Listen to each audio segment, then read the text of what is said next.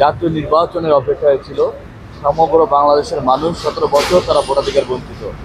আজকে সমগ্র মানুষের ভোটাধিকার বঞ্চিত করে, উপেক্ষিত করে সংক্ষিপ্ত সময়ে নোটিশে একটি নির্বাচন অনুষ্ঠিত হলো।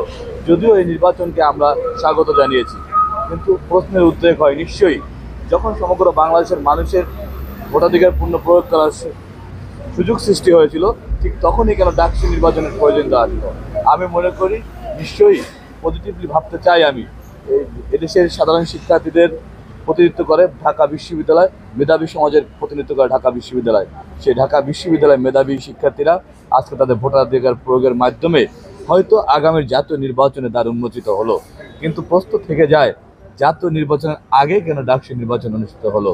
সেই লক্ষ্যে আমি বলতে চাই, এই এই নির্বাচনটিও নিশ্চয়ই আমরা স্বাগত জানাচ্ছি, কিন্তু পাশাপাশি আমি মনে করি জাতীয় নির্বাচনটিতে অনুষ্ঠিত আগে হওয়া প্রয়োজন ছিল।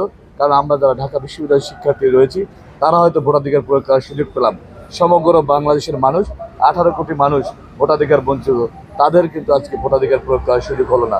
সুতরাং আমি মনে করি সকল প্রোগ্রামের আগে, সকল কর্মসূচির আগে এই গণমানুষের ভোটাধিকার পূর্ণ প্রতিষ্ঠা করার জন্য একটি নির্বাচন, জাতীয় নির্বাচন অনুষ্ঠিত করে গণমানুষের অধিকার ফিরিয়ে দিয়ে বাকি সকল